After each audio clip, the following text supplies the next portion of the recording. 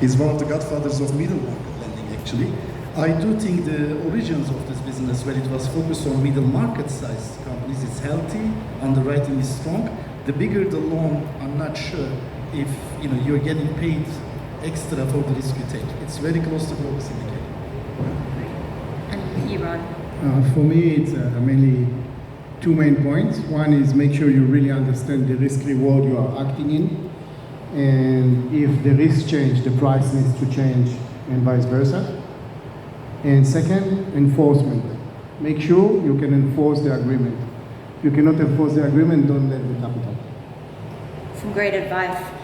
Thank you so much, panelists, for sharing your insights on why private credit continues to thrive. It's clear from your responses that there's much to think about, and it's helpful to have people that specialise in this area to give us insights on it. So thank you for joining, and all the best.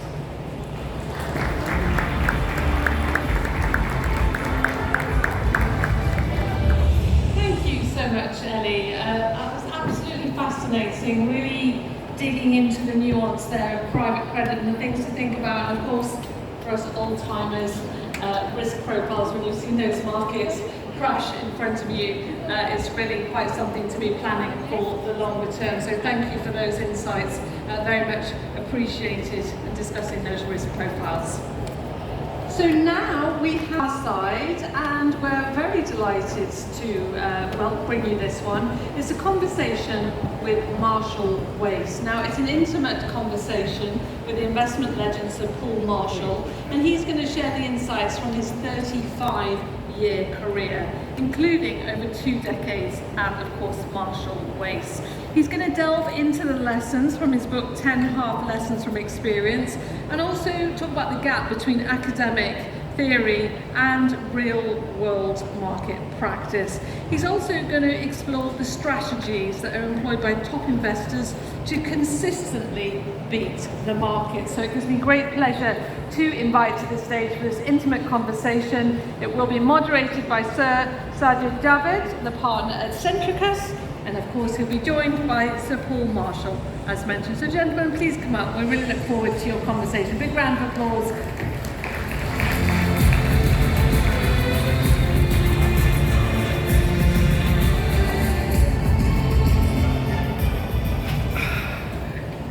Good afternoon, everyone. Hi, Paul. And so for those of you who don't know me, I'm partner of Centricus. Sajid Javid used to be the Chancellor of the Exchequer in the UK, and before that, before politics, 20 years of trading experience in banking.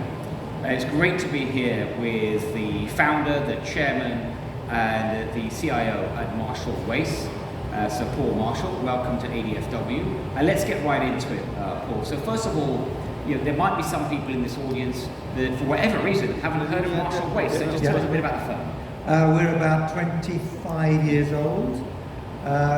We basically do a combination of equity long-short discretionary, which was our original calling, and systematic equity long-short. And we run about $70 billion, completely global, 60% now gross assets in the United States, like the market indexes. We have offices in 7 places around the world, and we've just opened, which is why we're here today, I think, just opened our office in Abu Dhabi, which we're very excited about. Well, congratulations Thank you. on that. And you'll know there's many, whether it's hedge funds, finance companies, all sorts of companies moving to Abu Dhabi. So first of all, what have you set up here, and why did you choose Abu Dhabi? So we're starting small, but I think we're going to grow pretty fast. From here, what we're doing is public equity investing in the region, and that includes India. This is a very natural place to invest into India. The head of our emerging market strategy is going to be based here, is here, as of 3 days ago. We're also going to be doing digital finance. We have a growing digital finance business, both in terms of privates and trading tokens and investing in digital crypto credit markets. So that's all going to be here, and I expect it to grow fast. A lot of discussion recently, especially in the last few weeks, about digital assets. I think especially on the back of the US presidential election result. I know that Marshall Wace has been looking at digital assets investing for a long But just a word about how you're positioning yourself in digital assets, and what difference do you think the election of Donald Trump makes to the asset class? So we started off about 3 years ago investing in what we call crossover digital assets, so the ones that were poised to be listed on public markets, because public markets is our original calling. Our timing of the fund wasn't very good, but actually even though the timing was poor, the investments have done very well. But it was initially targeting companies that would be coming to market quickly. Some of them are now going to be coming to market in the next 6 months, which is exciting. But then we've evolved it to be also encompassing trading of crypto tokens through this fund and credit. So the credit markets for crypto are very attractive, very high yields, and that's a small business, but it's going to be one that grows fast in our opinion. And what difference do you think the US election makes? So for crypto specifically, obviously it's very exciting.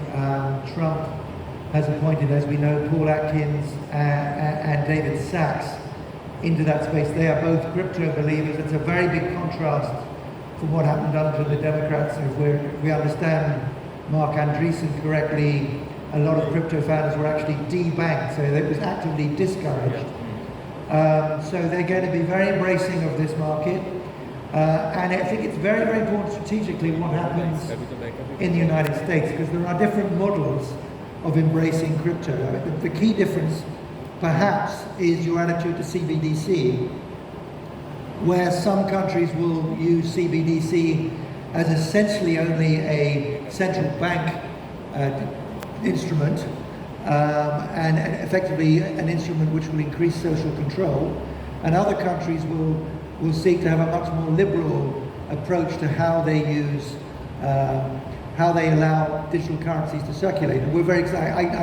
I think Jeremy Allaire is speaking later. We're invested in his company, but stable coins are a very exciting area. Abu Dhabi is one of the pioneers of stablecoin, way ahead of the UK, for example, who still haven't passed the stablecoin law. And the US, I think, will have a stablecoin law either before inauguration or quite soon after. That opens up a much more liberal attitude to the way currency works in the economy. It allows decentralized versions of currency, of digital currency, to be used by the private sector, rather than relying on the central bank to drive currency adoption. And so that will be an alternative model to what everybody else is doing. And did you say I think you said that in Abu Dhabi you will be doing some of the activity will be around digital coins, and will you be sort of running that activity out of Abu Dhabi now, or between Abu Dhabi and London? And I wanted to say a word about why Abu Dhabi is such a great place. Absolutely, let's hear it. A, the time zone, which actually is as good as London, if not better, because you really do encompass all three regions. B, the tax, and obviously I'm making comparisons with London because we're both Brits. You're a former Chancellor, responsible for some of the things that have happened. But Britain, if you look at the tax rates, income tax, Britain 45%, Abu Dhabi 0. Corporation tax, Abu Dhabi 9%, Britain 19, just recently increased to 25. Capital gain tax, Abu Dhabi 0, Britain 20, just gone to 24. So in terms of tax, Abu Dhabi is absolutely nailing it, and is a very, very attractive place. But then the other thing is regulatory clarity and regulatory dynamism. If I compare this country, the Emirates, with what's happening in Britain and Europe, it's just night and day in terms of the speed and the inventiveness of the regulatory framework. Basically, Abu Dhabi had a framework for digital, for crypto by 2019, and stablecoin the same year, or even 18. Britain just introduced the framework this year, hasn't got a stablecoin law. So basically, Abu Dhabi is leading the way, along with maybe Singapore, maybe Japan, in terms of regulation, and is really doing incredibly well. Well, first I just want to say a lot of those tax rises you referred to in the UK happened after I left office, just for the record. But seriously, what you're pointing out there absolutely is that the world clearly is globally competitive, whether it's finance or broader economic factors. And as you say, Abu Dhabi has taken a lead on many of those issues. And probably, would you agree, not just the UK, but if you look actually at Europe sort of more generally, when you look across the UK, whether it's France, it's Germany, other big economies, even some of the small economies, aren't they facing similar issues, and how are you positioning yourself for that? So yes, UK and Europe I bracket together. UK could have diverged in terms of having more regulatory dynamism, but hasn't. And the EU has really shot itself in the foot, both in relation to AI and digital assets in terms of their regulation, which is very restrictive.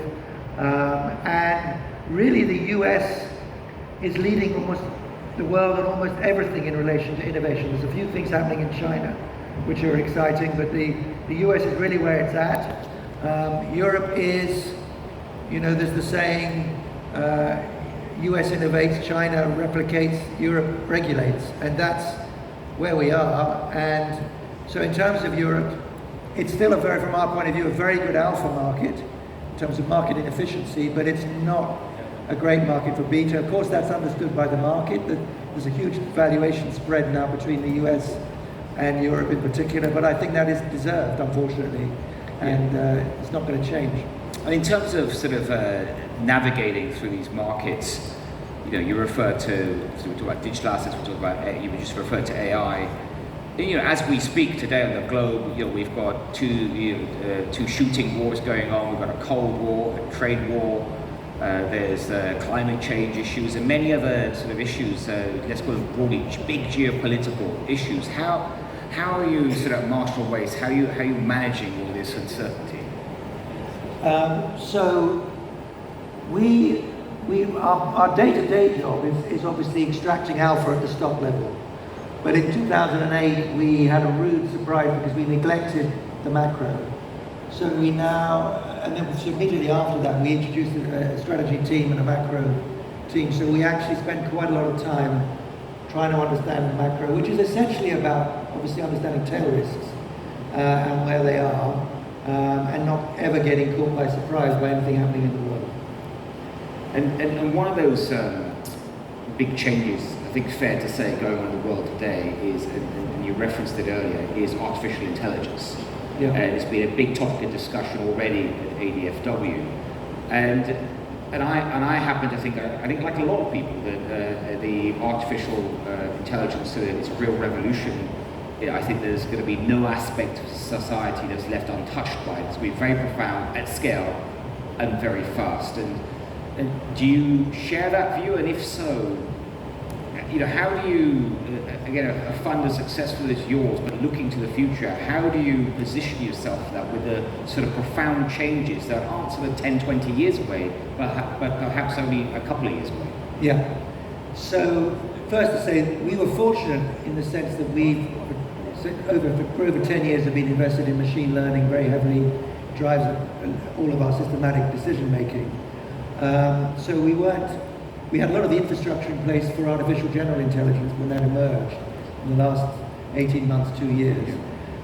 And I can only judge what's going to happen in the world by what's happening in our own business. And we're seeing it's transformative in all parts of the business. Coding is where there is the most amount of use cases, but it's clearly impacting everything to do with processing data and language everywhere across the firm. It is leading to very significant productivity changes, and of course, most importantly, in terms of our investment approaches, we've embedded all the large language models, and we are inviting all our teams to innovate, come up with new ways of doing pattern recognition, and we're seeing innovations every day, all across the firm. So it is transformational for us. And the investment business is going to become a very different business. All of the kind of mama papa shops where you relied on a single team to do kind of traditional analysis of a balance sheet in a company they're going to be, unless they invest in technology, they're going to be left behind. So fund management is becoming much more capital intensive.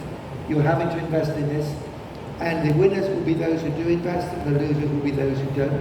And that, of course, applies to every other business across the planet. So one of the biggest challenges as a stock picker now is to work out which companies are using AI well and which are being left behind. Yeah, I agree with all that. And perhaps the last question, just leading on from that, given the set of profound changes that are coming from AI, when you look across the world, you look at different economies, which ones do you think, or ones do you think are sort of well placed for the change to take advantages of AI and the increasing productivity and all that, and which ones you just think, just haven't shown that inclination yet? So I think this is kind of like a third industrial revolution. It's of huge magnitude. But I also think that the US election was probably the most important geopolitical event since the Berlin Wall came down. And because it's a complete reorientation of the US. For a whole host of reasons, the US dominates almost all of the industries where there is big innovation and new things happening. And they are going to win. I don't think there's any question. And they will set an example, and it'll be up to other economies the extent to which they follow that example, or the extent to which they restrict themselves and impede their own innovation. Europe is in a very bad place in terms of its failure to innovate. Britain has kind of got a unique opportunity that they could turn towards the US, do a NAFTA deal, become part of that exciting story, or they could just stick in the slow lane. China and Asia obviously are different. There is a lot of innovation going on in Asia, actually much more willingness of some governments to embrace this.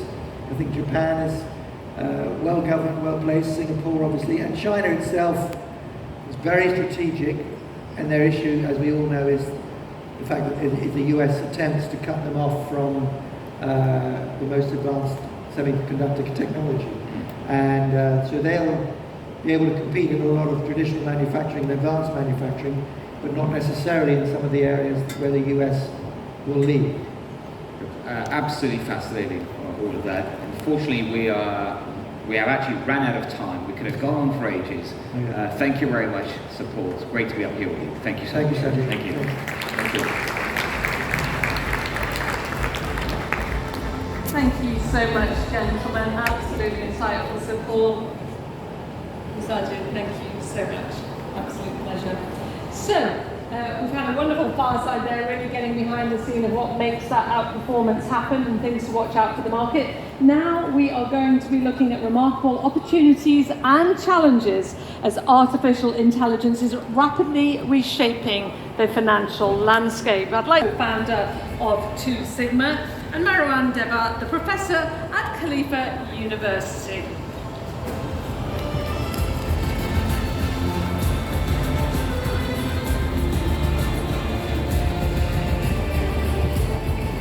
Welcome, gentlemen. Good afternoon, and assalamu alaikum. We have exactly 13 minutes